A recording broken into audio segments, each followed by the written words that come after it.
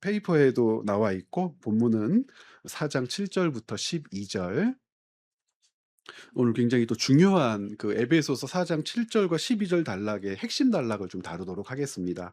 우리 먼저 한 절씩 나누어서 읽죠. 제가 먼저 7 절을 읽겠습니다. "우리 각 사람에게 그리스도의 선물의 분량대로 은혜를 주셨나니."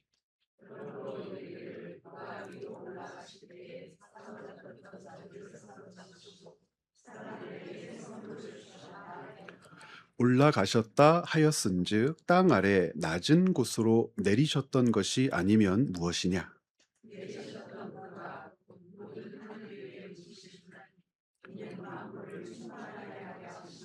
우리 두 절 함께 읽습니다. "그가 어떤 사람은 사도로, 어떤 사람은 선지자로, 어떤 사람은 복음 전하는 자로, 어떤 사람은 목사와 교사로 삼으셨으니 이는 성도를 온전하게 하여 봉사의 일을 하게 하며 그리스도의 몸을 세우려 하심이라." 아멘. 우리가 이 에베소서 4장 7 절과 12 절을 읽으면서 우리가 가지고 있었던 고정관념을 좀 흔들어야 한다고 말씀을 드렸습니다. 어떤 것에 대한 고정관념이었냐면 소위 은사라고 부르는, 오늘 7절 본문에는 단어가 은혜라고 되어 있지만 이 은혜를 왜 은사라고 번역해도 괜찮은지 지난 주일날 다뤘었죠. 그러니까 은혜 혹은 은사라고 불리우는 하나님의 선물을 대하는 우리의 태도를 흔들어서 관점을 바꿔야 한다. 어떻게 관점을 바꾸냐면 지금까지 은사라고 하는 것에 대한 우리의 태도, 즉 은사의 가치를 논할 때 그 가치가 어디에 있다고 생각하는 것이 우리의 일반적인 태도였냐면 기능이었습니다. 은사가 가지고 있는 기능. 조금 더 자세하게 두 가지로 나누어 얘기한다면 기능과 신비. 바꾸어 이야기해도 괜찮죠? 은사라고 하는 것 자체가 가지고 있는, 그러니까 사람이 어떤 판단이나 우리가 준비한 것으로 설명할 수 없는 신비가 있어요, 은사에는. 그리고 그 신비함을 가중시키고 신비함을 받아들일 수밖에 없도록 하는 은사 자체의 힘, 기능입니다. 그래서 은사에는 기능이 있고 사람이 가늠할 수 없는 하나님께로부터 우리에게 주어졌기 때문에 신비적인 측면이 있어서 은사가 가치 있습니다라고 하면 이 두 가지를 항상 염두에 두고 이 두 기둥을 세워서 은사라고 하는 것을 올려놓는단 말이에요. 첫 번째는 신비하다 하는 거죠. 그리고 그 기능이 놀랍다라고 하는 거죠. 그런데 에베소서 말씀을 읽으면서 어떻게 방향키를 돌려보자고 했습니까? 신비함이나 기능에 있는 것이 아니라 은사가 가치 있는 것은 다양한 데 있다. 은사는 다양하기 때문에 가치 있다고 그랬어요. 그게 너무 놀랍죠. 왜 그렇습니까?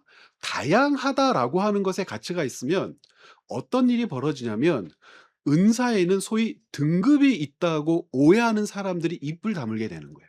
그러니까 바울이 고린도전서 12 장부터 14 장에서 고린도 교회를 책망할 때에 누구와 누구를 책망했습니까? 14 장에서 예언하는 자와 방언하는 자들을 책망했어요. 왜냐하면 이 예언하는 자와 방언하는 자들의 다툼이 교회의 근간을 흔들 만큼 심각한 것이었어요.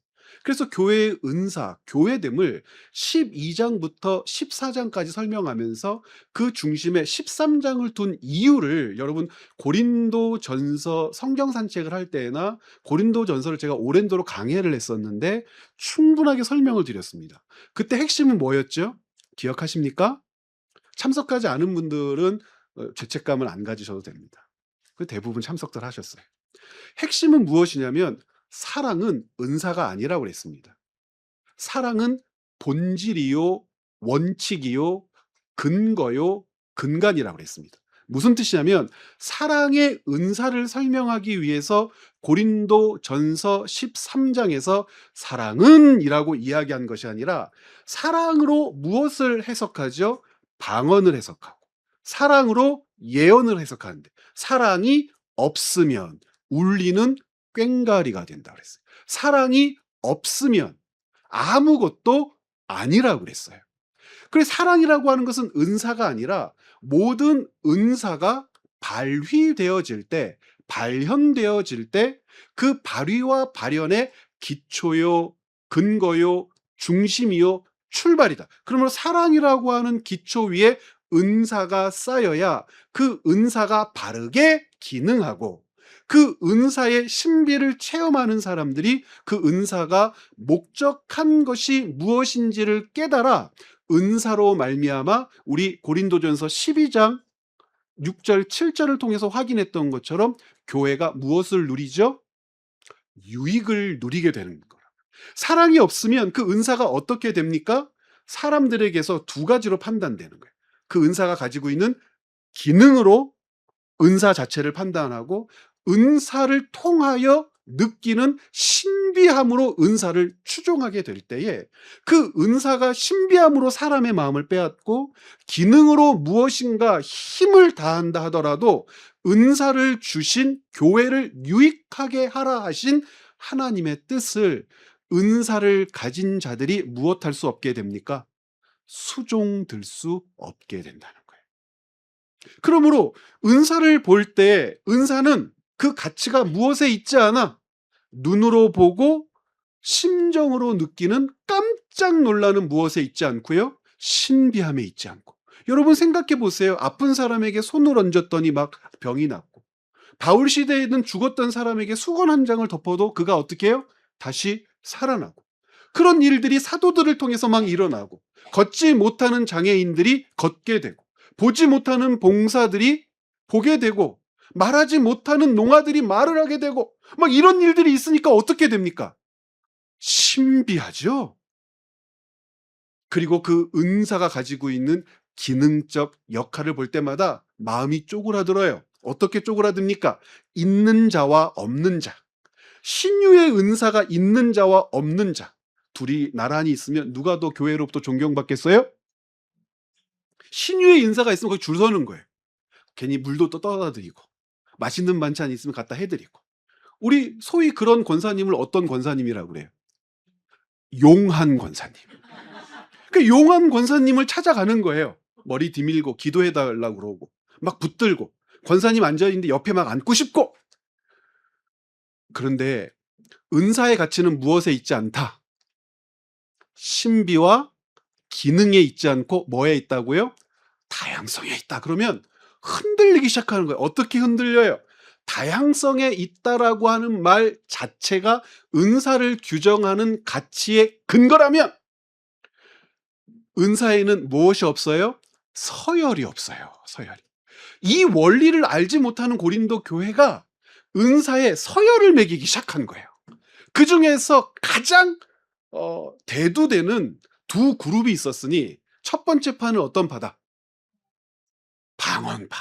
두 번째 파는 예언파다. 이 방언파와 예언파가 정말 골이 깨지도록 싸웠어요. 방언을 해야지.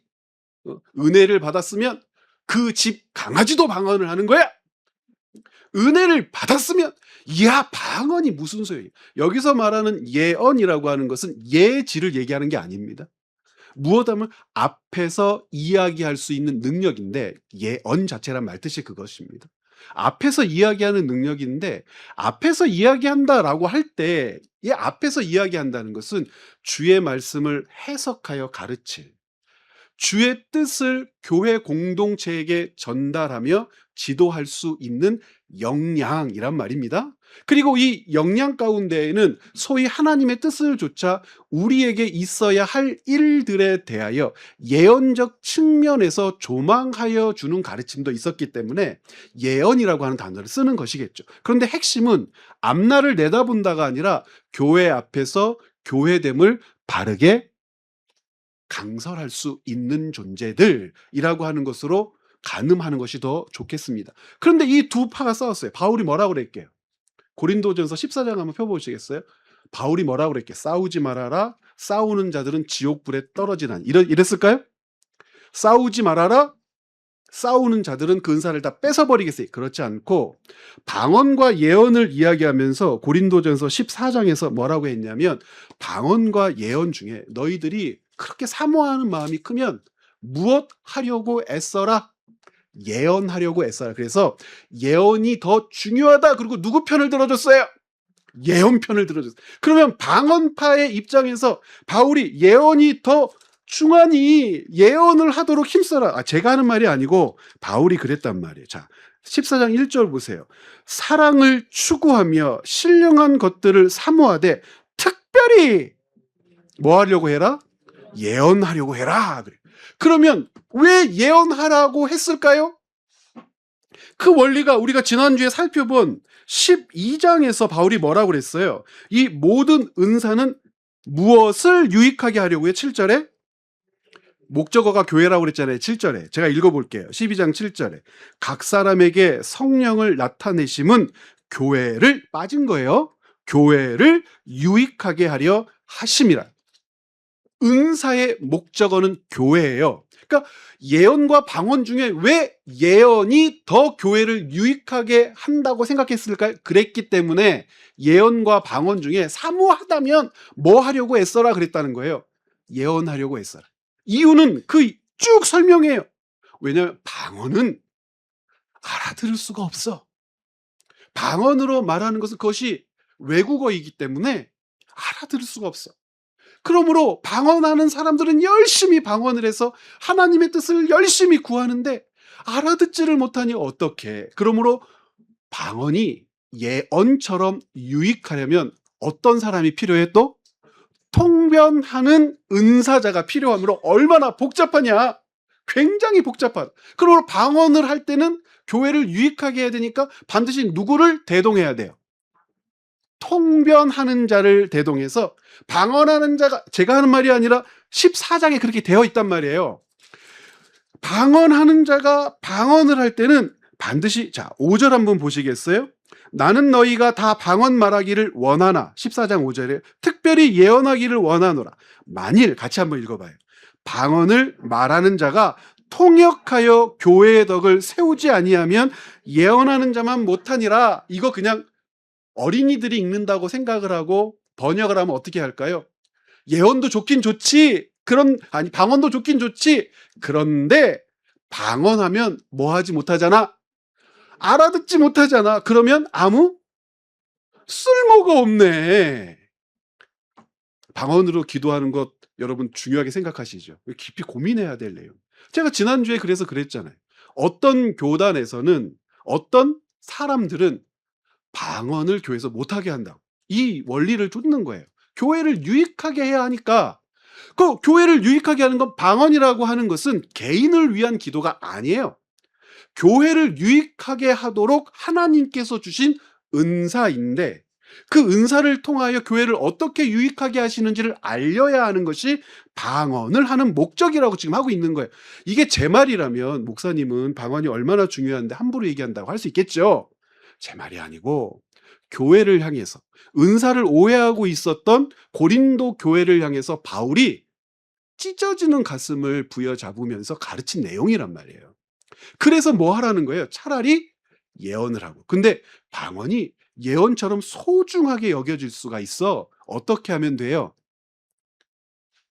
통변하는 자, 통역하는 자. 내가 방언 기도도 하고 통역도 하든지, 아니면 통역을 못한다면 통역의 은사를 받은 자를 찾아서 방언으로 기도하며 이 사람을 통하여 중개하게 하든지, 그러면 된다 그랬어요. 자, 그러면 은사는, 여기 본론은 그게, 핵심은 그게 아니에요. 방언이냐 통역이냐 이걸 얘기하려고 하는 것이 아니라 은사의 가치가 뭐냐는 거예요. 은사의 가치는 무엇에 있지 않고 신비와 기능에 있지 않고 다양성에 있다.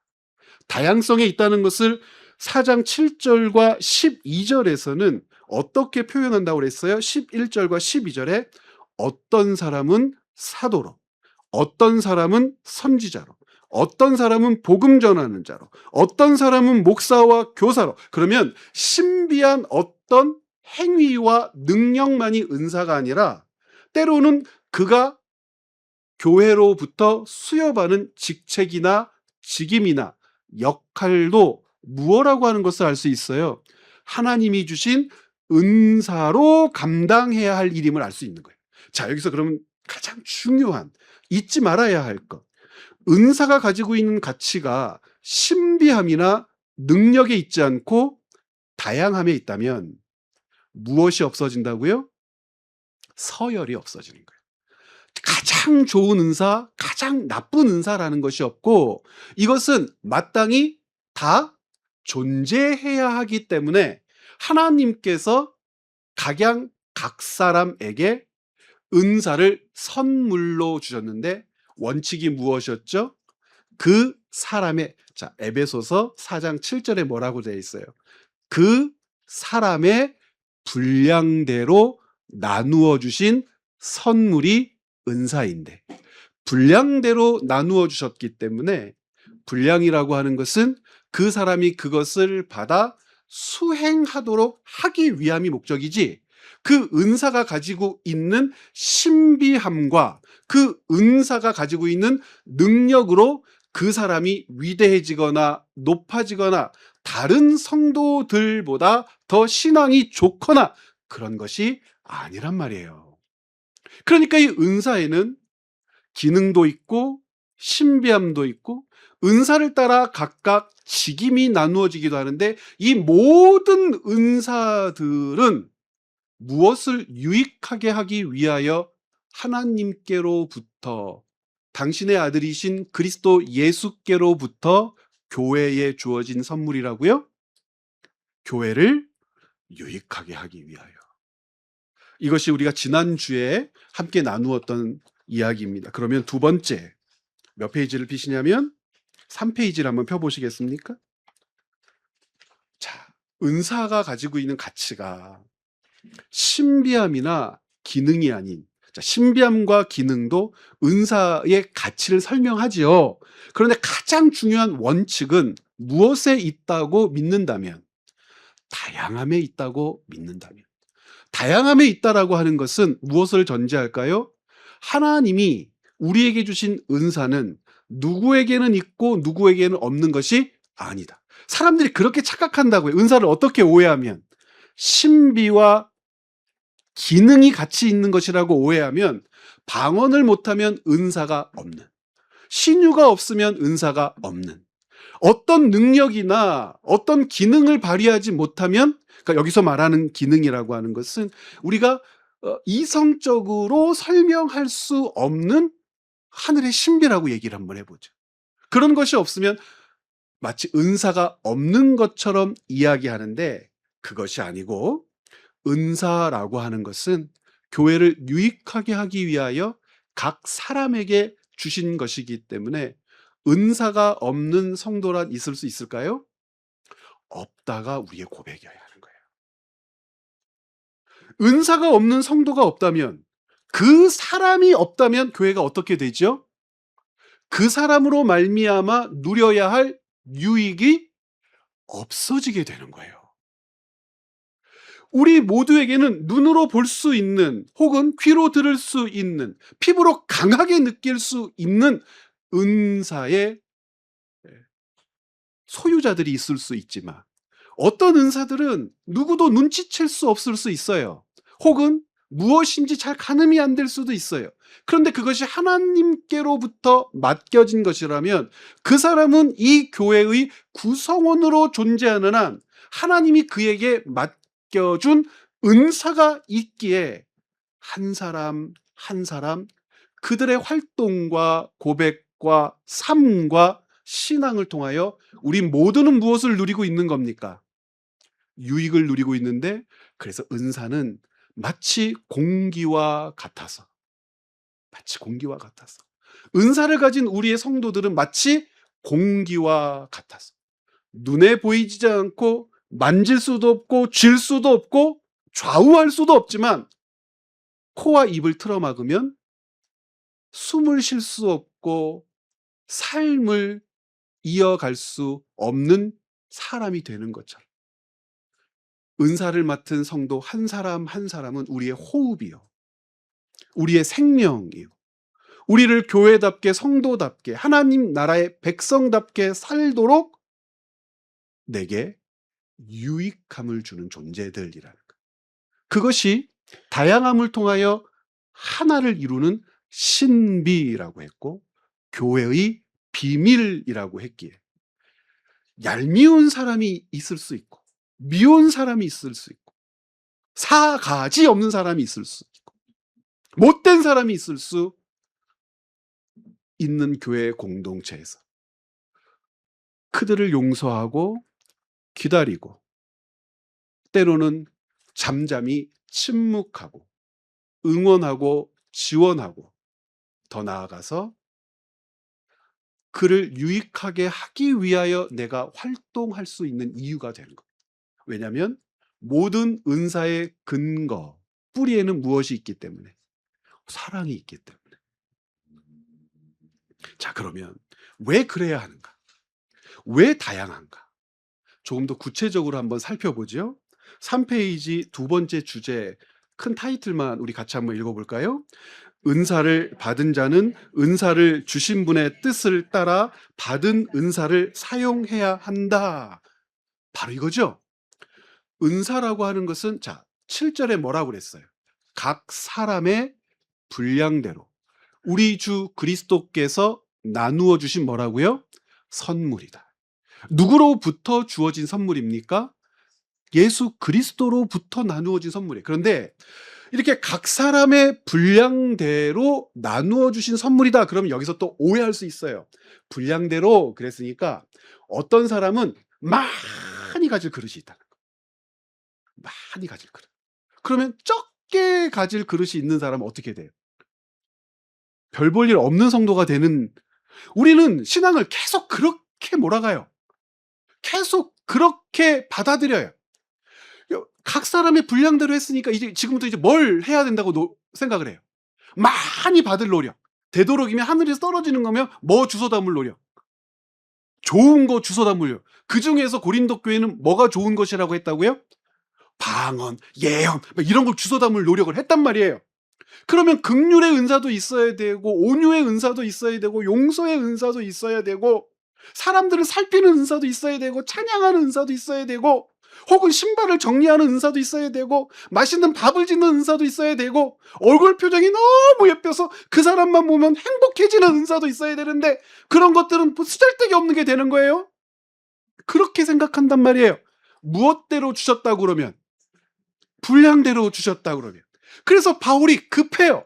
분량대로 주셨다라고 하는 말에 대하여 오해하지 않도록 어떤 개념을 구약 성경으로부터 가지고 와서 예수 그리스도께 적용하냐면 전리품이라고 하는 개념.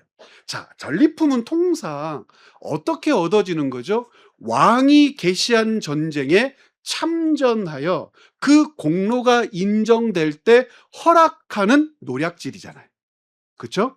왕이 승리를 해야 우리 군대가 승리를 해야 얻을 수 있는 노량물이에요. 그래서 전리품이라고 하는 것은 왕의 능력과 비례하고 군대의 힘과 능력과 비례해요. 자, 전리품이라고 하는 것은 그런 성격을 가지고 있어요. 그런데 각 사람의 분량대로 주신 은사를 전리품이라고 설명한다면 각 사람의 분량대로 했으니까 이 사람은 적군을 20명 죽이면 20명 분량을 주시고 50명 죽이면 50명 분량을 주시고 500헥타르의 땅을 차지하면 그만한 은사를 주신다고 착각하기 때문에 그렇게 착각하게 하지 않으려고 하나님의 전쟁의 전리품 개념을 설명한다. 그것이 몇 절에 나와 있냐면 에베소서 4장 8절에 나와 있는데 에베소서 4장 8절이 어디를 인용하고 있냐면 시편 어디요? 68편을 인용하고 있어요. 그런데 정반대로 인용합니다. 그래서 사람들이 에베소서를 연구하고 시편의 연관성을 이야기할 때 이거 바울이 시편을 오해했다 그래요. 어떻게 번역이 됐냐면 자 시편 68편은 같이 한번 읽어볼까요? 주께서 높은 것으로 오르시며 사로잡은 자들을 취하시고 선물들을 사람에게 받으시며 반역자들로부터도 받으시니 여호와 하나님이 그들과 함께 계시기 때문이로다. 자, 이게 뭐냐면 여호와 하나님 왕이야. 군대의 수장이야. 그래서 그분이 군대를 이끌고 적들을 물리쳤어요. 그러면 그 적들은 어떻게 해야 됩니까? 예를 들면 출애굽기 3장, 제가 옛날엔 바로바로 생각이 났는데 21절, 22절 안 찍은 겁니다. 생각이 난 거예요. 한번 찾아보실까요? 제가 이제 60대를 향하여 가고 있는 나이 아니겠습니까? 이 생각이 막 잘 안 납니다 이제. 큰일 났네요. 3장 21절. 자, 같이 한번 읽어 보겠습니다. 내가 애굽 사람으로 이 백성에게 은혜를 입히게 할지라 너희가 나갈 때에 빈손으로 가지 아니하리니 여인들은 모두 그 이웃 사람과 및 자기 집에 거류하는 여인에게 은폐물과 금폐물과 의복을 구하여 너희의 자녀를 꾸미라. 너희는 애굽 사람들의 물품을 취하리라. 여호와께서 모세를 보내시며 승리를 예고하신 장면이에요. 당연히 적들과의 승리이기 때문에 무엇을 취해요? 전리품을 취한단 말이야. 야, 애굽과 싸워서 여호와 하나님이 승리하실 거야. 그런데 너희들은 전리품을 취하게 될 거야. 모세가 생각하는 거죠. 그러면 우리가 여호와 하나님과 전쟁을 한다는데 애굽 사람과 어떻게 전쟁해? 못하죠. 그래서 못합니다 그런단 말이에요. 계속해서 하나님이 얼마나 화가 나셨나 몰라요. 그런데 하나님의 이 말씀대로 어떤 일들이 벌어지냐면 출애굽기 12장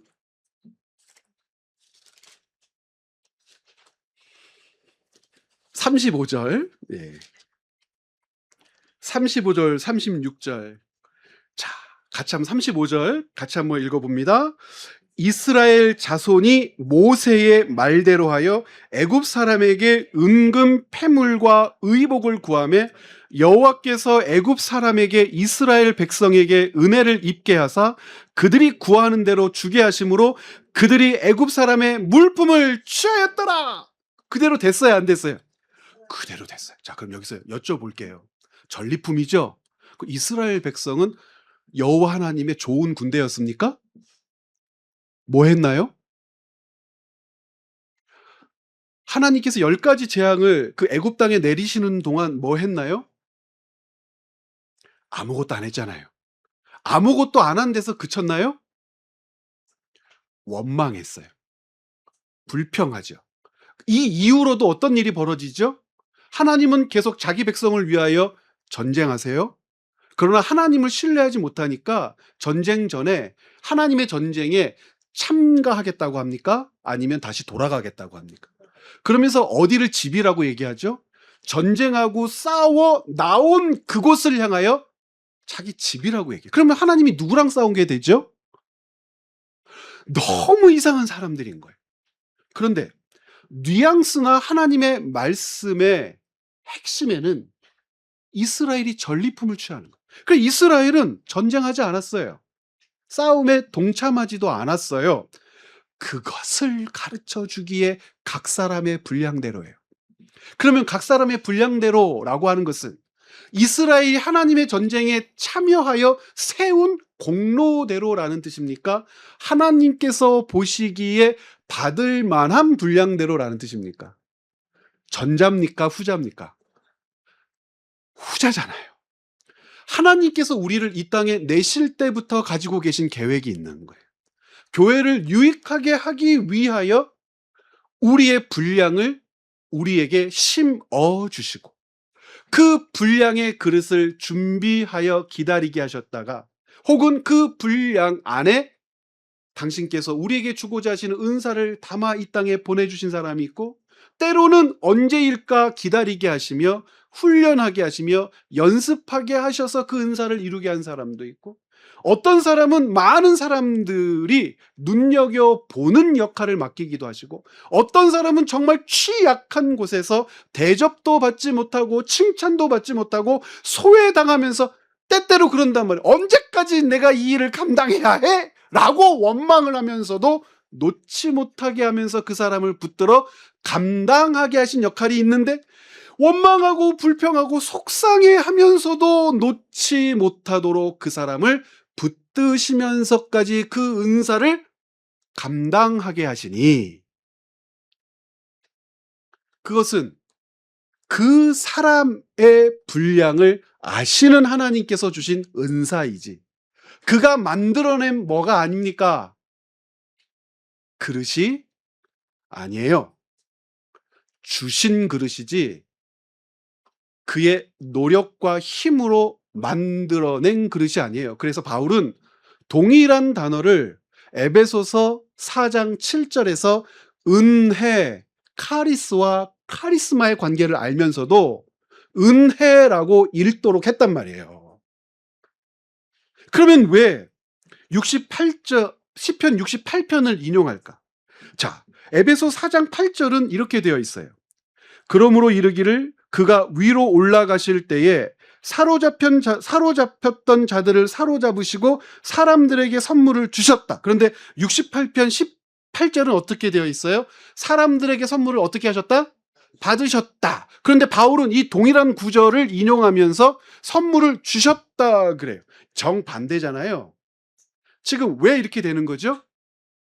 관점입니다. 관점. 누구의 관점입니까? 68편 18절은 조금 전에 우리가 인용하고 읽었던 출애굽기 3장과 출애굽기 12장, 여호와 하나님께서 친히 전사가 되시고 왕이 되셔서 무익하고 힘없고 연약한 자기 백성을 위하여 홀로 싸워 취하신 전쟁을 백성들로 하여금 바라보게 하시니 그 하나님이 어떻게 하셔요? 애굽왕 바로를 굴복시키시고 그 바로를 부여잡고 있었던 사탄 마귀를 굴복시키시자 굴복당한 그들에게서 하나님이 무엇을 요구하신 겁니까? 전리품을 요구하셨고 그 전리품을 가지셔서 어떻게 하십니까? 출애굽기 12장에 보았더니 자기 백성들에게 뭐 하시더라? 나누어 주시더라 라고 하는 이 전통전적 성경의 과정을 68편을 인용하여 바울이 4장 8절에 기록하여 우리에게 가르쳐 주신단 말이에요. 핵심은 뭡니까? 핵심은 주께서 자기 백성을 위하여 싸우시고 무엇을 거둬들이십니까? 전리품을 거두어 드리십니다. 이 전리품이라고 하는 것은 그 적들이 가지고 있었던 보물이라는 것이 아니라 마땅히 하나님의 백성에게 있어야 할 것을 적들이 어떻게 한 겁니까? 가로채고 강탈한 것인데 다시 그것을 다 가져다가 자기 백성이 어떻게 했어요? 나누어 주신 거란 말입니다. 사탄은 그러면 왜 자기 백성, 하나님의 백성들에게 있어야 할 것을 강탈하고 감추고 부여잡고 있어요? 주님, 우리 주 예수께서 친히 세우실 교회를 무엇하지 못하게 하려고? 유익하게 하지 못하게 하려고. 다양성을 통하여 이룰 하나의 가치를 이루지 못하게 하려고. 한 몸이 생명의 공동체로 하나님 앞에 바로 서지 못하게 하려고. 그것이 사탄 마귀의 목적이요. 그것을 위하여 세상의 역사에 힘을 발휘하는 사탄의 계략이란 말입니다. 그래서 68편 18절을 인용하면서도 에베소 4장 8절이 어떻게 되어 있습니까? 분명히 받으셨다고 했는데 바울은 그것을 나누어 주셨다라고 한 겁니다. 자, 그러면 여기까지 들으셨기 때문에 기억하실 수 있어요. 은사를 한번 정의해 보시죠. 은사라고 하는 것은 예수 그리스도께서 자기 백성의 분량대로 나누어 주신 선물입니다. 그런데 이 분량이라고 하는 것은 우리가 만들어 놓은 그릇이 아니라 하나님께서 교회를 유익하게 하기 위하여 우리에게 준비시키신 그릇입니다. 그것은 태초의 태고의 우리가 알 수 없는 그 시간으로부터 준비되어 우리를 이 땅에 내셔서 그 그릇을 간직하게 하시고 그 그릇에 맞는 분량의 은사를 우리에게 넣어주심으로 우리를 통하여 교회 공동체를 어떻게 하셨습니까? 유익하게 하셨습니다. 그러므로 여러분 한 분 한 분 한 분이 없으면 여러분이 유익하게 해야 할 공동체가 아픈 거예요. 여러분이 존재하기 때문에 여러분들이 있기 때문에 교회가 다양성을 통하여 무엇을 만들어 갈 수 있습니까? 한 몸됨을 만들어 갈 수가 있습니다. 3 페이지부터 이제 이 전체를 정리하는 글을 읽도록 하겠습니다. 중요한 부분들은 제가 꼭 기억하십시오 하고 말씀을 드릴 테니까. 시편 68 편은 자기 백성을 구원하시고 원수를 물리치시는 하나님의 승리를 노래하는 장면입니다. 하나님께서는 출애굽한 백성 앞에서 행진하셨고 그 앞에서 땅이 진동하고 왕들이 흩어집니다. 그리고 시온을 자신의 거처로 삼으시고 높은 곳에 오르시죠. 68편에 있는 내용이 그래요.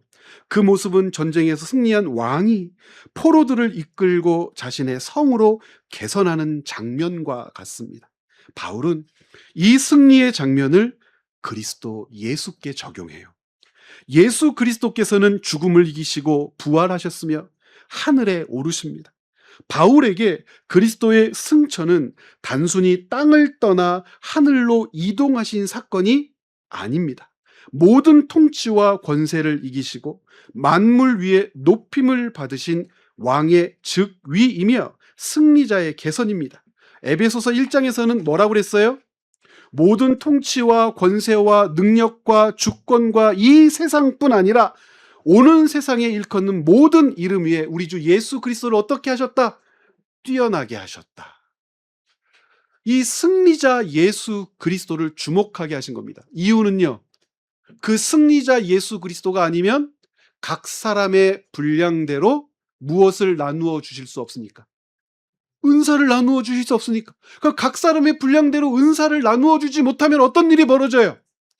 교회는 그리스도의 몸으로 존재할 수가 없어요. 고대 전쟁에서 승리한 왕은 전리품을 가지고 돌아와 그것을 자신의 백성에게 나누어 주지요. 바울이 시편 68편의 이미지를 사용하는 이유도 여기에 있습니다. 높이 오르신 그리스도께서 자신의 백성에게 선물을 나누어 주십니다. 교회가 받은 은사는 개인에게서 시작된 것이 아님을 알 수 있죠. 승리하신 그리스도께서 자신의 교회에 나누어 주신 무엇라고요? 전리품입니다. 이 사실은 은사를 이해하는데 매우 중요한 원리죠. 은사는 개인의 능력을 드러내기 위한 소유물이 아니고 교회 안에서 자신의 위치와 우월함을 증명하기 위한 표지도 아니고 은사는 오직 그리스도의 승리로부터 주어진 선물이며 그분이 자신의 몸인 교회를 세우기 위해 맡겨주신 것이란 말입니다. 그러므로 은사의 주인은 은사자가 아니라 그릇을 준비하여 가지고 있는 자가 아니라 그 그릇에 그 은사를 넣어주신 분이 주인이시란 말입니다. 바울은 그러면서 뭐라고 얘기해요? 그 교회 그 해석 가운데 가장 난해한 구절 중에 하나, 소위 말하는 음부강화론이라는 것이 있어요. 음부강화론 하이델베르 요리문답 1기 때 그 해설 들으신 분들은 다 기억나죠? 우리나라 사도신경만 다른 나라 사도신경과 다르다고 그랬죠. 우리는 예수 그리스도 하늘에 오르시어라고 고백하지만 그 이전에 미국도 그렇고 유럽도 그렇고 다 뭐라고 되어 있어요? 땅에 내리셨다가 음부에 내리셨다가 그리고 하늘로 올리셨다라고 하는 기록이 있어요. 이 바울과 베드로의 글을 인용해서 사도신경이 구성되었는데 우리나라 사도신경에는 그 음부강화론 그 단락을 생략을 했어요. 왜 그랬을까요? 해석이 안 됐어요. 그 당시만 하더라도. 신학적으로 미약하고 아직 어린아이와 같았던 한국 교회가 그리스도의 음부강화를 어떻게 받아들이냐. 여기서 싸움이 일어난 거예요. 가장 밑에까지 내리셨다, 음부까지 내리셨다 그러면 예수님께서 지옥에 갔다 오셨다라고 설명을 해야 되는데 예수님이 지옥에 갔다 오셨단 말이냐? 예수님이 지옥에 갔다 오셨나? 어떻게 예수님이 지옥에 갔다 오실 수 있느냐? 하나님께서 주신 안식을 취하셨다가 부활하신 것이지. 아니, 베드로가 땅 밑으로 내려가셨다고 했지 않냐?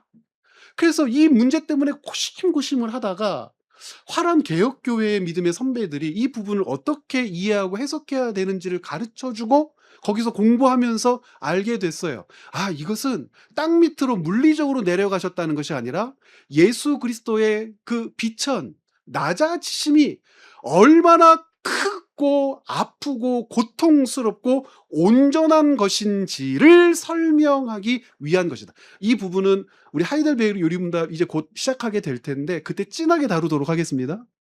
바울이 그런데 지금 이야기하고 싶은 건 은사와 관련해서 여러분들과 나누고 싶은 이야기예요.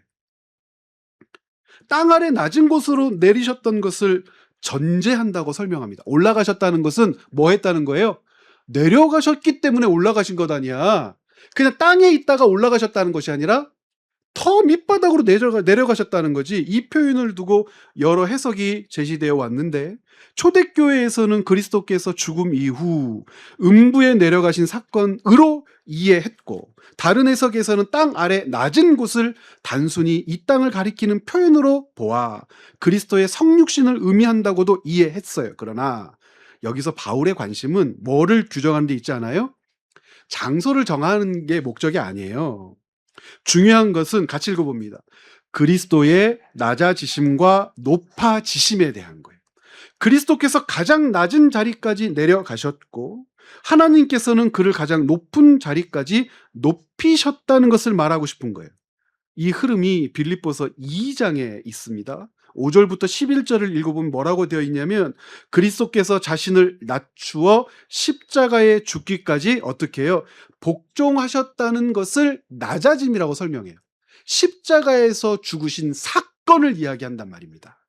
하나님께서 그를 지극히 높이셨다라고 하는 것은 사흘 만에 부활하여 승천하시고 하나님의 보좌 우편으로 나아가신 것을 이야기합니다. 높아지심이란. 그러면 가장 낮은 곳에서 내려가신 그리스도께서 이제 모든 하늘 위에 오르신 자가 되신 것이죠. 그리고 바울은 그 목적을 만물을 충만하게 하려고 하신 하나님의 일이라고 가르칩니다. 낮아지신 그리스도가 높임을 받으셨고 높임을 받으신 그리스도가 만물을 다스리십니다. 바로 그 그리스도께서 그 일을 통하여 사단에게 무엇을 빼앗아? 전리품을 빼앗아 자기 교회에 각 사람의 분량대로 은사를 주셨다는 거예요. 그러므로 7절에서 시작된 은사에 관한 이야기를 8절부터 10절, 여기는 에베소서 4장입니다. 8절부터 10절에 그리스도의 낮아지심과 높아지심에서 떼어 놓을 수 없지요. 교회의 은사는 승천하시고 높임을 받으신 그리스도의 통치 아래 존재해요. 잊어버리지 마세요. 우리의 모든 은사는 그리스도께서 어떤 일을 하셨기 때문에 우리가 얻을 수 있었어요? 가장 낮아지시고 십자가에서 죽으시고 그를 살리셔 가장 존귀히 높여주셨기 때문에 우리가 얻을 수 있었다는 거예요. 은사의 출발점도 그리스도이고 은사를 나누어 주시는 분도 그리스도이며 그 은사가 사용되어야 할 목적 역시 누구에게 있어야 합니까? 그리스도에게 있습니다. 이렇게 보면 교회의 다양성에는 분명한 중심이 존재합니다. 사람마다 받은 은사는 다르지만 그것을 주신 분은 한 분이죠. 서로 다른 은사들이 제각기 자신의 방향으로 흩어지는 것이 아니라 모두 한 분이신 그리스도로부터 나와 다시 그리스도의 몸을 세우는 일을 행해요. 이것을 바울은 고린도 전서 12장 7절에서 뭐라고 그랬어요? 교회를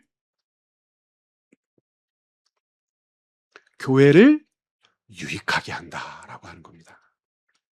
바로 이것이 교회의 다양성이 분열로 이어지지 않는 이유입니다. 그 신비의 원인입니다. 바울을 통해 배우는 교회의 모습은 모순의 향연처럼 보이는 난해함이 있어요. 여러분 정말 많은 모순들이 보이지 않아요? 교회에 대해 설명하는데 교회를 몸으로 가리키는 것 자체를 우리가 어떻게 이해합니까? 그것의 다양성을 설명하는 것을 어떻게 이해합니까? 일치를 이루기 위하여 통일을 말하는데 그리스도 안에서의 통일을 이야기하면서 다양함이 없으면 통일을 이룰 수 없다고 이야기하니 이해하기가 너무 어렵죠. 통일을 이루려면 획일화되어야 하고 싹 다 잘라야 하고 못하게 해야 되고 다 틀 안에 맞추어 그 틀 안에 가두어 놓아야 하는데 오히려 그 틀을 깨버리고 한 사람 한 사람이 가지고 있는 특질과 기능과 역할과 재능과 때로는 연약함처럼 보이는 어떤 모습까지도 통일을 이루기 위한 중요한 조건이라고 얘기하니 모순의 향연입니다. 다양함을 통하여 한 몸을 이룰 수 있다는 바울의 가르침은, 즉 은사가 다르다는 사실만 바라보면 교회는 수많은 차이의 집합처럼 보이죠. 그러나 그 모든 은사의 근원을 따라가면 누가 계세요? 그리스도가 계십니다. 그 은사들이 발휘되면 발휘될수록, 그 역할이 감당되면 감당될수록 교회를 유익하게 하는데, 교회를 유익하게 한다는 뜻이 드디어 무엇인지 알게 돼요. 교회를 유익하게 하는 그들을 통하여 우리는 깨달아요. 교회는 그리스도의 몸이구나. 그리스도가 아니면 우리는 존재할 수도 없고 생존할 수도 없구나. 그 은사들이 발휘되면 발휘될수록 예수 그리스도라고 하는 머리, 그 머리로부터 공급되는 생명으로 우리가 묶여 있음을, 우리의 생명이 보존된다는 사실을 알게 되니 이것이 우리가 누리는 가장 큰 유익인 것입니다.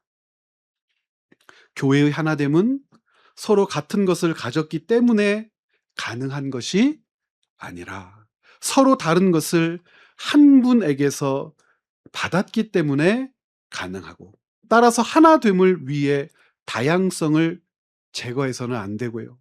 오히려 각 사람에게 주어진 서로 다른 은사가 그리스도의 뜻을 따라 사용될 때 그 다양성은 교회를 갈라놓는 원인이 아니라 한 몸을 더욱 풍성하게 만드는 힘이 됩니다. 전체 내용을 한번 요약하면서 다음 주에 다룰 세 번째 단락을 한번 준비해 볼까요? 따라서 한번 해볼까요? 은사의 영광은 신비의 크기에 있지 않고 그 사람, 다른 사람에게 없는 것이, 그 사람도 해야 됩니다. 그 사람, 다른 사람에게 없는 것이 나에게 있다는 사실입니다. 여러분들은 모두는 그러므로 내 분량에 맞는 은사를 주셨기에 그 은사를 품고 영광스러운 교회의 지체의 역할을 감당하는 겁니다. 그러므로 내가 가진 은사 보잘것 없을 수 없어요. 은사는 무엇에 있지 않아요? 크기와 기능에 있지 않아요. 은사의 영광은 크기와 기능에 있지 않고, 은사의 영광은 그 사람 혹은 다른 사람에게 없는 것이 누구에게 있다는 사실입니까? 나에게 있다는 사실이 은사의 영광이기에 모든 그리스도인은, 예수 그리스도를 머리로 한 그리스도의 몸인 우리 모두는 그리스도께서 내 분량대로, 나의 분량대로 주신 선물, 은사로 인하여 이 땅에서 어떤 존재가 되는 것입니까? 영광스러운 존재가 되는 것입니다. 여러분, 에베소서를 이렇게 다루고 아마도 4년쯤 있다가 우리가 한 번 더 다루게 될 텐데 그때 아마 다 잊어버리실 겁니다. 그것이 이제 목사의 영광이죠. 다 잊어버린 거예요. 또 우리 다음 주에 어, 마지막 단락, 우리 10절 11절 단락을 함께 나눌 수 있도록 그렇게 하겠습니다. 오늘 애들 많이 쓰셨고요. 이해하기 어려운 표현과 단락 내용이었는데 귀 기울여서 잘 들어주셔서 고맙습니다. 자, 이제 마지막 인사하고 나누겠습니다. 나는 당신에게 유익한 사람이 되어야 합니다. 그리고 옆에 계신 앞에 계신 분들에게도 이렇게 요청하십시오. "당신은 나에게 유익한 그리스도의 몸입니다."